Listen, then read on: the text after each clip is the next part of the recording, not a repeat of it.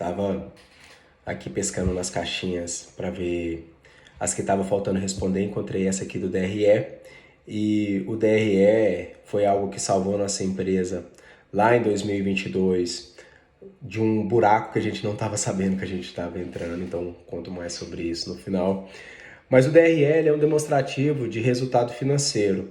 É uma ferramenta que se usa para parametrizar se o que você está fazendo, o que você está produzindo está sendo suficiente para cobrir os seus custos, né?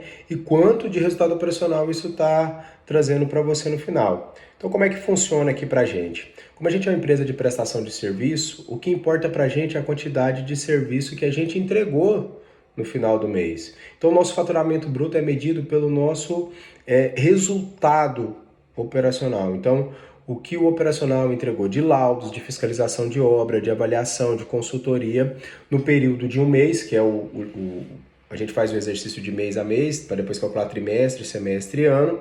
E o que ele entregou não necessariamente vai ser o que a gente recebeu. Então, o resultado financeiro vai ser diferente desse resultado, desse faturamento bruto que a gente usa de base no DRE.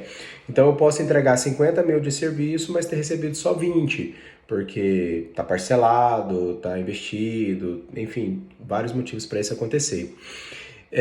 Então, nesse sentido, a gente faz esse levantamento do que foi entregue de serviço e estabelece o nosso faturamento bruto.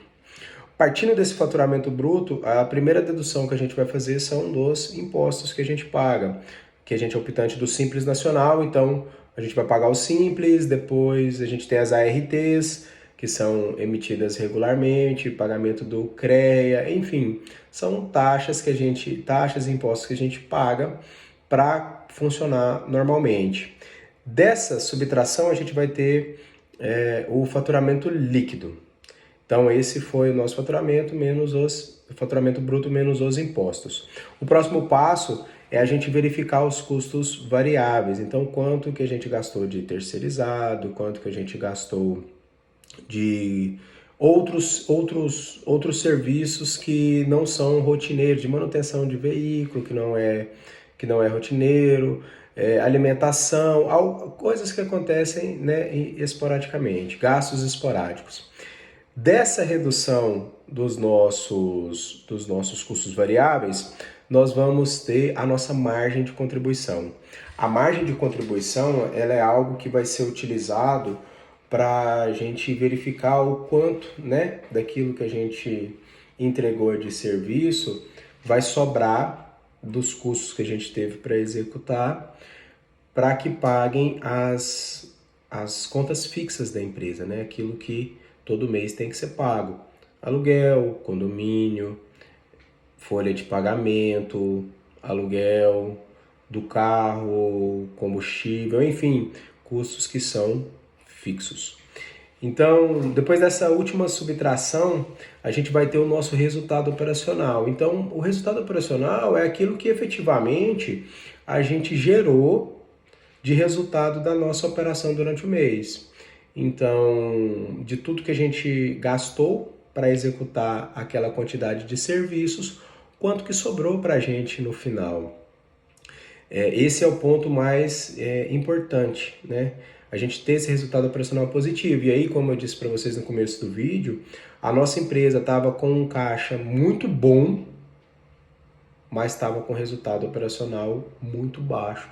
E a gente não sabia disso, porque até então a gente não tinha esse controle de resultado operacional, a gente não fazia DRE na empresa. E quando a gente fez esse DRE, que a gente percebeu que o nosso resultado operacional estava baixo e que na realidade o dinheiro que estava em caixa era um acumulado de serviços anteriores que a gente estava recebendo, a gente percebeu que se a gente seguisse naquela pegada, naquela forma de trabalho, a gente ia acabar quebrando e acabar fechando a empresa. Então assim, o DRE serviu, foi fundamental para abrir os nossos olhos naquele momento. Foi um conhecimento que a gente não tinha e que a partir do momento que a gente fez ele, a gente percebeu onde estava a falha. E aí a gente começou a estabelecer metas de entrega mensais superiores naturalmente ao nosso custo, né? para que a gente sempre entregasse mais daquilo que a gente gastava para ter uma saúde operacional da empresa. E aí, depois do resultado, e aqui foi outra aprendizagem muito grande, que eu agradeço meu mentor, meu amigo Márcio, que também é nosso padrinho de casamento, e que me abriu os olhos para isso. Depois do resultado operacional, a gente tem mais uma dedução que deve ser feita. E essa dedução é uma dedução dos investimentos. É aquele dinheiro que você destinou para comprar equipamento, para comprar equipamento que vai durar, né? Que vai virar patrimônio para a empresa. É aquele que você usou para comprar, às vezes, um lote para construir uma sede, ou uma sede já construída, ou um veículo, ou algo que vai servir no longo prazo para que como patrimônio da sua empresa. Esse investimento, ele não é custo. Ele não deve ser considerado como custo. Naturalmente que você vai gastar o dinheiro para pagar ele, mas ele se mantém na empresa como patrimônio. E a empresa gerando patrimônio é uma forma de enriquecimento muito substancial. Porque, veja, se a empresa está com resultado financeiro, às vezes ela tem R$100 em caixa, às vezes ela tem R$1.000 em caixa, e você vai girando o processo de trabalho dela, tendo um controle financeiro, um fluxo de caixa adequado, você vai conseguir, no decorrer do mês, levantar os valores para pagar os custos variáveis, para pagar os custos fixos, para pagar os investimentos que foram feitos.